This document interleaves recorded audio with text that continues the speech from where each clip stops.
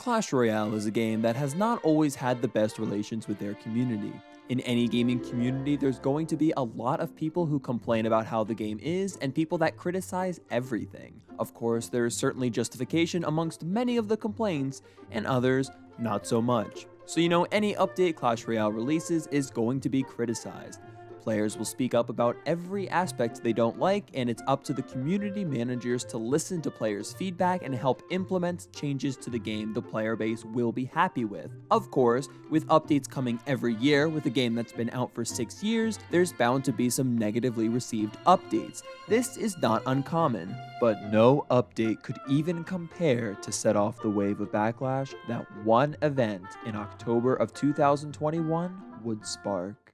Looking before 2021, Clash Royale had been on a downward spiral. Players were losing interest and less people were playing every year. The game was getting stale, and in 2020, the game had only received one major update the entire year. This update was released August 31st, 2020, being advertised as an August update, making players believe it would come early August, and even the update before that was in November of the previous year.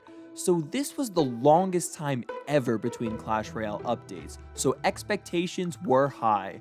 But with Clan Wars 2 being considered the worst update ever by many players due to its lack of content, it was literally just duels and tons of bugs and exploits that came with it, and the time it took for that update to come, players had become more outraged than ever at Supercell. A lot of players had given up on the game. The only real content that was even coming to the game was an occasional card, which nowadays may seem great, but at this point in the game's history, cards were being released slower than ever before. Many players thought Supercell were getting ready to shut down the Clash Royale servers to the point where the community manager had to come out and deny these rumors. This really sent a message that Clash Royale needed to be better or else it would die.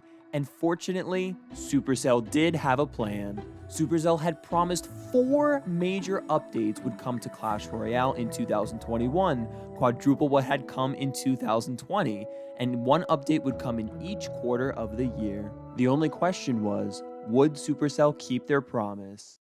Updates had come as promised in the first 2 quarters of the year. The first update released was Magic Items. This update was received very well by the community. The summer update didn't really have a lot of new content, but there were a lot of quality of life changes such as being able to rewind replays, permanent friendly battle modes, more deck slots, and fixing some of the problems with Clan Wars 2, as well as adding some more arenas, gold crates, and the first new card that was added in 6 months. So overall, this update satisfied the community as well. The game was actually being revitalized and had actually become the most popular it had been since 2016. There were lots of TikToks trending. What is this? It's the bee. Get out of here. Get clapped on.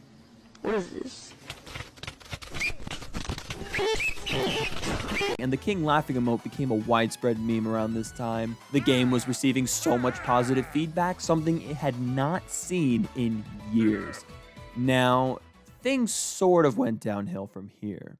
People were really happy that Supercell was actually delivering solid updates on schedule like they promised. And so the next scheduled update should have came by the end of September. But as the time crept closer to the end of that month and there was no word on any update, the community manager had confirmed there would be no 3rd quarter update, but there would still be one in the 4th quarter. A bit of disappointment for sure, but the first 2 updates were solid for that year, and there'd still be one more to come. With October rolling around, Supercell started to hint that Heroes would be the update in Clash Royale, and lots of speculation backed up this belief.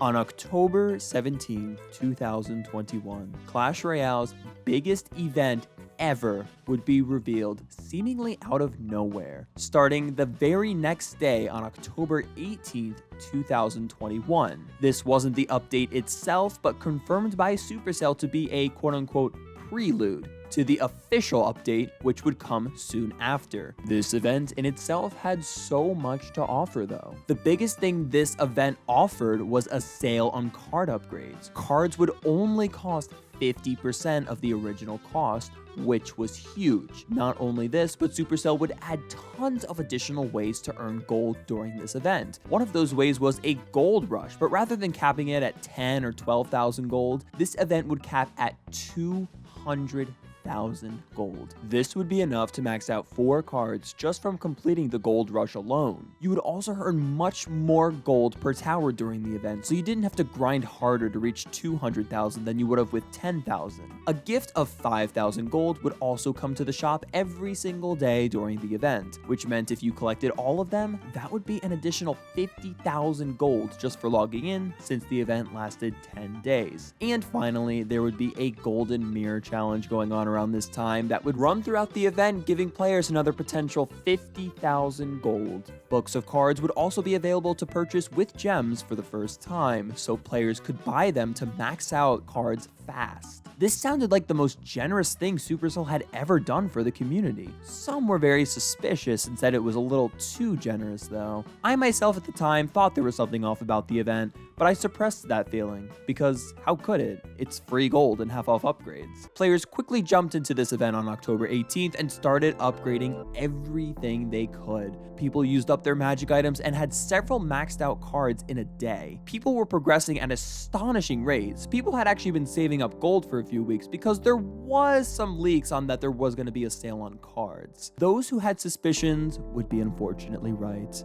as only 3 days later, after Slash Royale was in full swing, it would be announced that a new level would be added into Clash Royale for the first time in over 5 years, after confirming earlier that no new levels would be added beyond level 13. I wasn't surprised though, since they also said we would never get clan wars or any healing cards. Of course, this announcement had completely changed everything. From unprecedented praise and happiness from the community, immediately turned a full 180 and had the community more outraged at Supercell than ever before. Slash Royale was nothing more than a scam.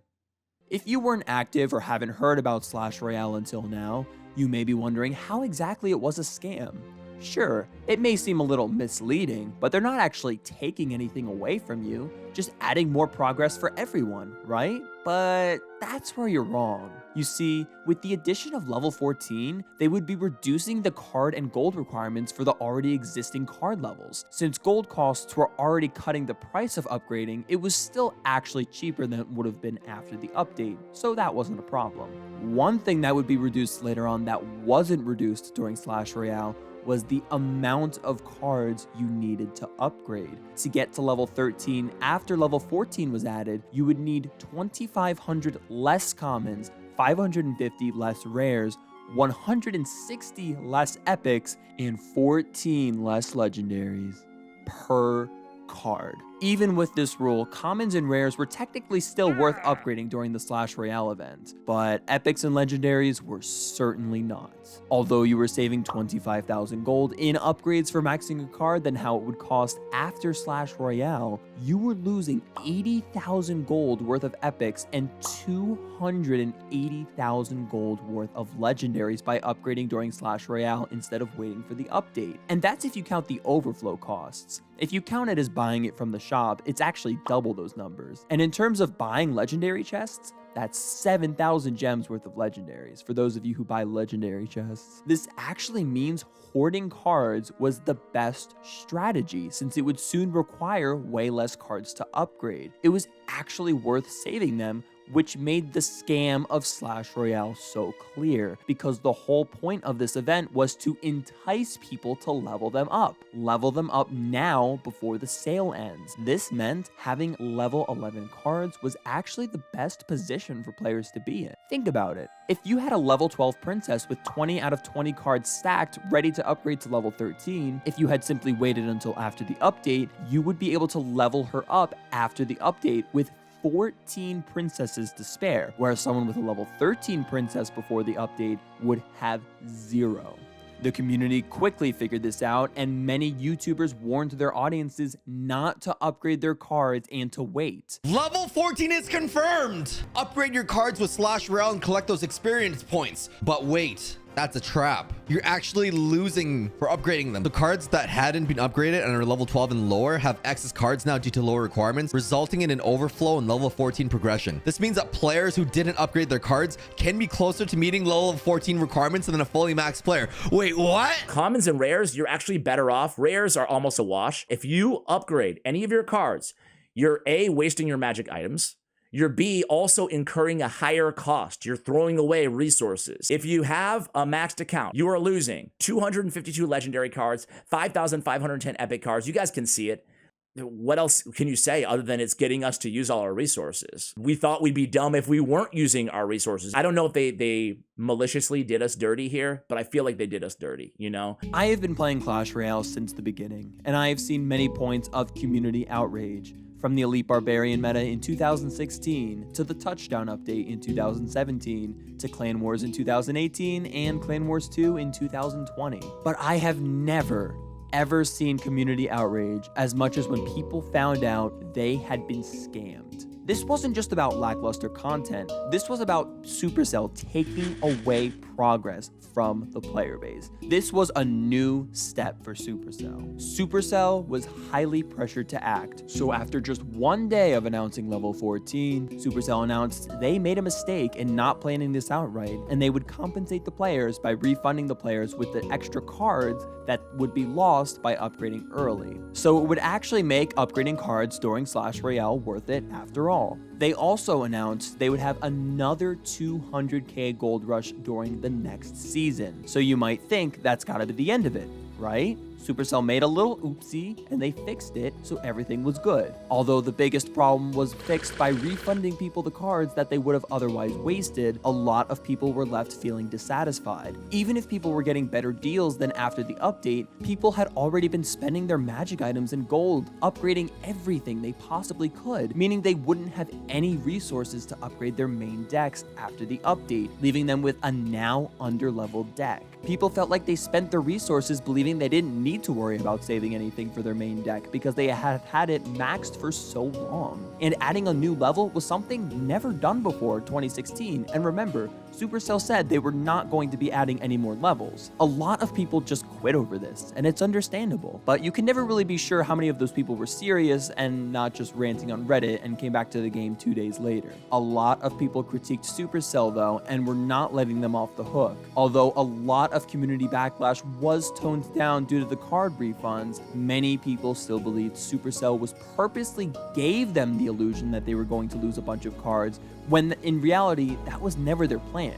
Wasting your magic items just doesn't seem like as much as a severe loss when you think about you're gonna lose hundreds of legendaries. Do you really believe Supercell just simply didn't plan any of this? For an update they were supposedly working on all year? By fixing this imaginary problem, if Supercell did this on purpose, it distracted people from the real issue, which was people spending their magic items on cards they don't want, so it will be harder for people to progress after the update. You know, I'm not trying to be biased, so I will say there is a slim possibility that this was just ignorance after all, but with all these facts, it really seems hard in my opinion. So you may be wondering, why did Supercell add level 14 at all? What was their true intention? Towards the beginning of the year, Supercell added magic items to help lower leveled players. A problem with the game is that it was too menacing for new players. There were 102 cards in the game at the time of magic items being added, which was super intimidating for a new player, since that's a lot of progress they have to go through. Remember, when the game first came out, there were only 42 cards. So magic items were a great addition to help lower levels progress. However, this problem was also apparent on the other end of the spectrum. And we also haven't forgotten about the max out players, so we want to approve the progression for all players. There were a lot of maxed players in the game with pretty much nothing to do except push ladder. And if you had been playing for years up to this point, it was actually pretty common for a lot of even free-to-play players to have a maxed account and nothing else to do. Level 14 was the update that was sort of for maxed players because it gave people more things to do. Even with a maxed account, after this update, you would need 70,000 commons, 20,000 rares, 1,000 epics, and 100 legendaries estimated to max out your account once again. Not to mention an additional 10 million gold. They also said level 14 was part of a quote-unquote long-term plan, which I'm not really sure if that has to do with champions or masteries or maybe a little bit of both, but I really still never really saw the point of level 14 being necessary for either of these. They could have just started champions at level 10 and made the levels one level lower for masteries, but they'll never tell us. Who knows? Maybe this long-term plan is still going on. I mean, there was leaked gameplay of Champions years ago, so if you haven't heard much of Slash Royale, I hope that makes it clear to you. I know I have a little bit of bias, but I tried to stay as unbiased and give all the facts as unbiasedly as possible. I felt the need to make this video because I see people asking for another Slash Royale even today, seemingly unaware that the whole event was meant to be a scam and not an event to help the player base. Supercell gave us rewards of literally 1 gold in the past. Do you really think Supercell would ever be this nice without some sort of malicious intent? Anyway, I feel as I've been a bit harsh to Supercell in this video. I still love the company and Clash Royale, and the company is actually pretty generous in comparison to other games in terms of giving away cosmetics and giving free-to-play players the ability to have a lot of fun in the game despite not spending a single penny. I am not going to be one of those people over here screaming greedy sell. This event didn't even really hurt me personally. I was fully maxed at the time, so level 14 actually gave me an advantage since I was easily able to upgrade my main deck instantly and be overleveled against everybody for a few weeks. But I will always stand with the community when they're treated unfairly, and I feel like people should know the dark side of Supercell and this event that caused a lot of outrage and justified frustration across the community. Just always remember the old saying, if it's too good to be true, it probably is. I hope you learned a thing or two from this video. Slash Royale was an overall okay event, but I think it would have been a much better idea if level 14 was announced at the same time as to make players not feel cheated. Let me know what other topics you'd like me to cover in future videos. My next video will be a historical analysis of another card infamously good and bad in its history, so make sure you subscribe so you don't miss it.